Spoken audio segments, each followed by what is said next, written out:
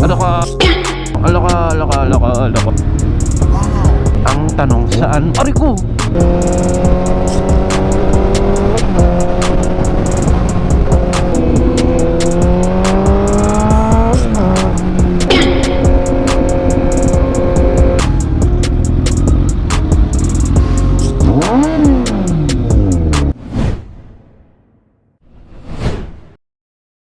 Okay, call start.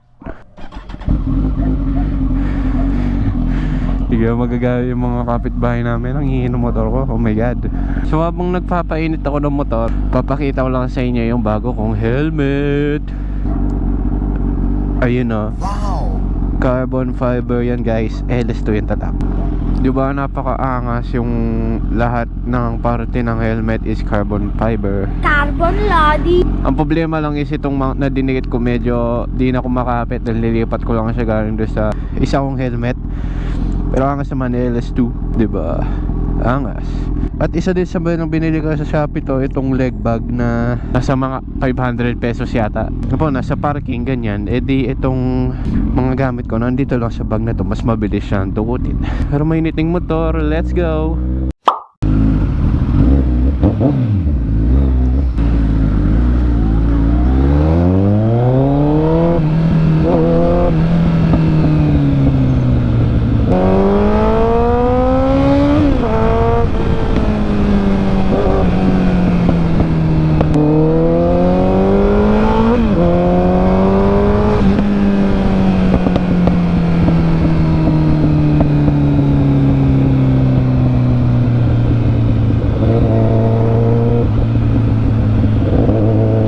At today mga guys At today guys, kaya sobrang aga ko kasi gusto kong kumain sa may Lakeshore. Saan ba yun? Basta doon sa may expressway, dito malapit sa amin. Para sa breakfast ride. Ano pa lang yata, hindi ko lang kung tama ito eh. Mali yung orasan ko dito eh. Pero ano pa lang yata ngayon, mag-alas 9. So it still is very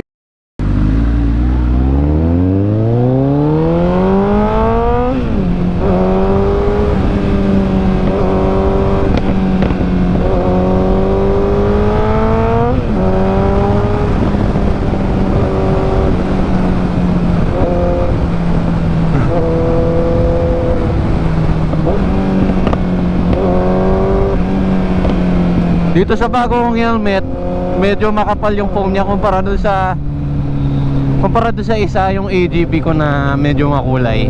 So medyo suppress yung ingay na naririnig ko. Eh di ramdam ko na sumisik. Alaka.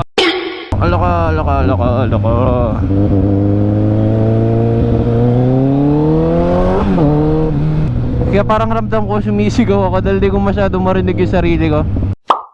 Yun ang maganda kapag nagmomotor. Kahit medyo mabagal yung traffic, lusot-lusot ka lang oh.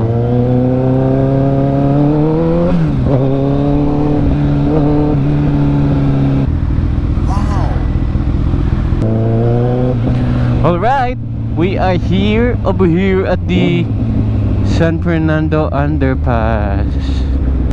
Nakaliwa ako dito. So bago ako umalis mga kagabi, ginugel maps ko na yung papunta doon sa Lakeshore Petron. At kung di ako nagkakamali, exit ako ng, or enter ba? Basta papasok ako ng expressway sa yung dito sa may kaliwa.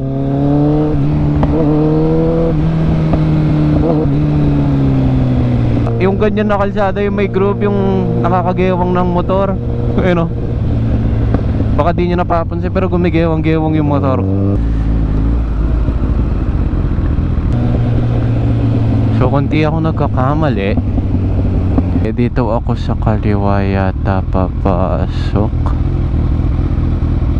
Tama ba? Pwede bang kumaliwa dito?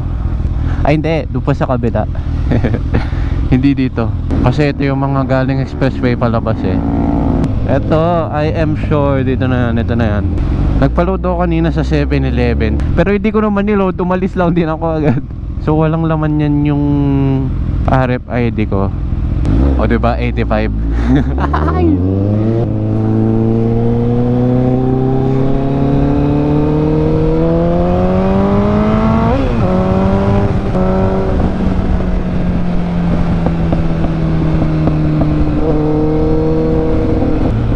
Angas ng motor natin, no? Full tank pa rin. Pero halimbawa na wala na yung unang bar, sunod-sunod na mauubos. Diba, chill ride lang. Ayun, Petron, 500 meters. O diba, Lakeshore. Ang tanong, saan? Aray ko!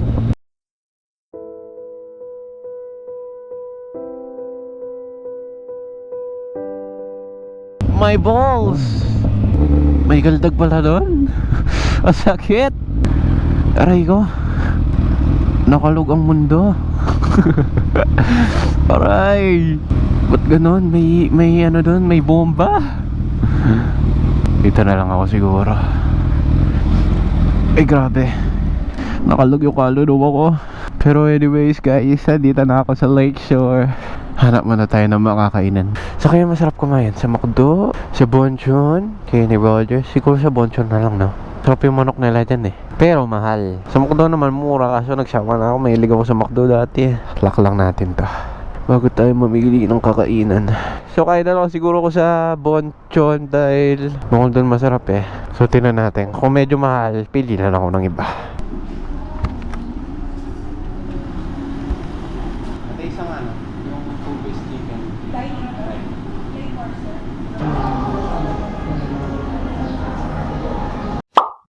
So tapos na ako kumain.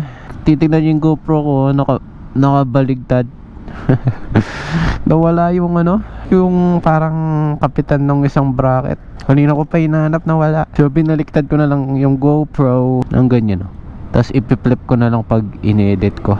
Kasi pag nilagay ko siya na yung tayo, masyado siya nakayuko nun. So ganito lang talaga yung way. So ayun, sarap talaga sa Bonchon. Bata pa lang, favorite ko na yan eh. Expressway tayo ulit. Exit ako ng Clark South or Clark South. Alam ko may daan yung Clark South dito eh, kung di ako nagkakamali. Grabe na wala ako yung kapitan ng GoPro ko. Kanina ko pa hinahanap doon sa parking. Hindi ko mahanap, pinayaan ko na lang. May isa pa naman ako sa bahay eh.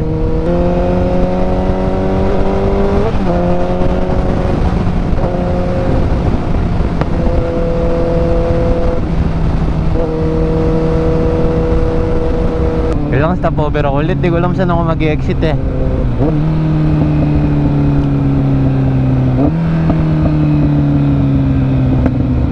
Bago yata yung Shell dito, ngayon ko lang nakita. Tabi lang ako konti dito sa silang.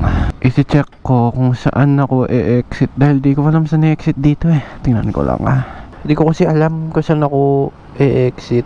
So tira natin kung pwede tayong umexit ng pa-CGC. Okay, so ang ikot ko is from here. Papasok ako sa SCTEX, tapos paikot dito sa CGC exit.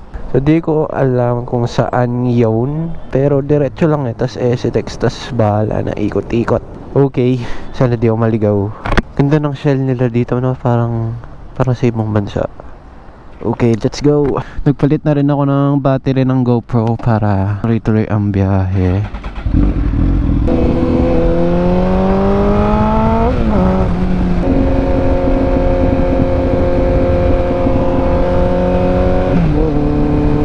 So tulad nga ng sabi ko kanina, kailangan ko pumasok ng SCTEX. Pero wag na. Exit na lang ang Angeles. Layo pa ng gusto ko eh. Nandito na ako sa Angeles exit.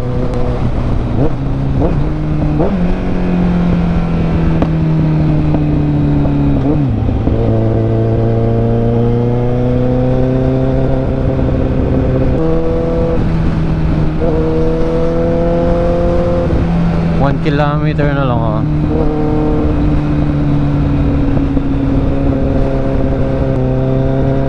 Alright, Angeles exit.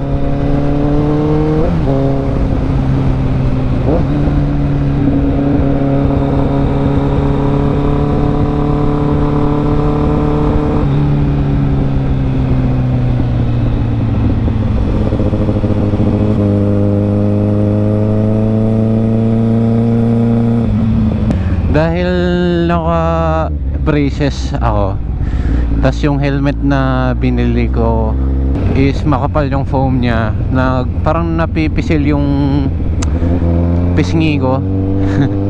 So yung pisngi ko ngayon nakabaon doon sa sa mga bracket ng braces ko. So medyo masakit siya ngayon. Di yata nagre-read yun dito ah.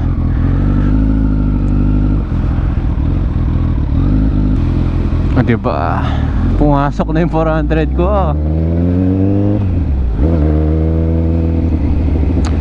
So dito na tayo sa Angeles. My hood. Ba't pala dito ako? Dapat doon lang ako.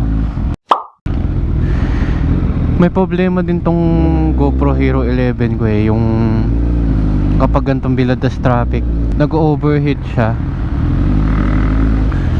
So syempre alam mo nagbibideo ka ganun, bigla siyang mag-off mag-isa dahil para di masira. Dahil yun nga, sobrang init na niya sa loob. Tapos sinearch ko, ganun daw talaga yung para sakit na mga GoPro.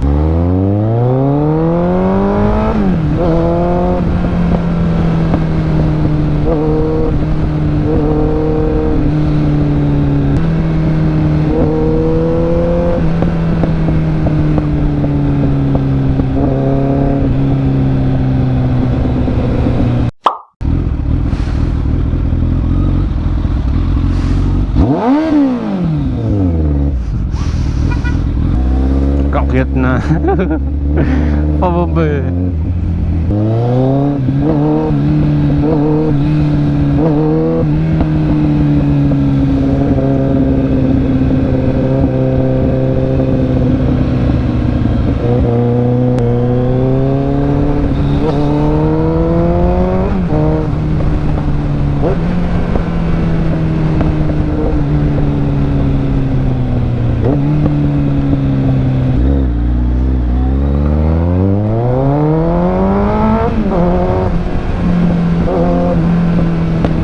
Okay guys, malapit na ako sa amin. Maraming salamat dahil sinamahan nyo ako mag-almusal. Ay, nagpapapambagan dito eh, no?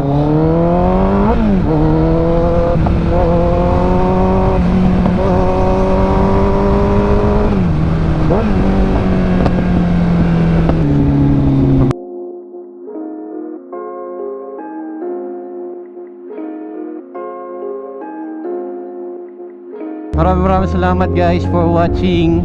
Paki-subscribe na lang kung di pa kayo nakasubscribe at paki-like na din. Maraming salamat at paalam mga kaibigan.